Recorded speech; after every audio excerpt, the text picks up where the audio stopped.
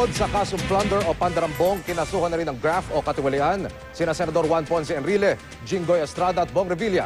Dawit din sa kasong graft si Janet Lim Napoles at iba pang idinadawit sa pork barrel scam. Saksi si Bernadette Reyes.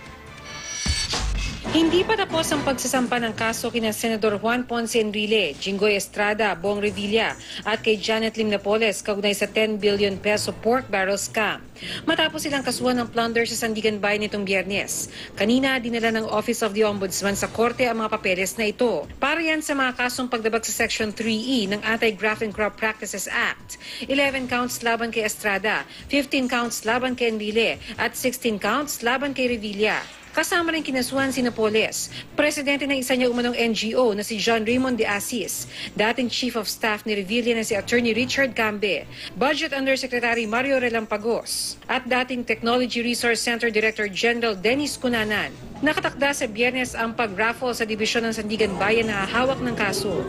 Saka pa ng pag-aaralan ng paglalabas ng warrant of arrest laban sa mga akusado. Hindi pa tiyak kung mapagbibigyan ng Korte Suprema ang hiling ng Ombudsman na bumuo ang Sandigan Bayan ng dalawang espesyal na dibisyon na tututok sa mga kasong ito.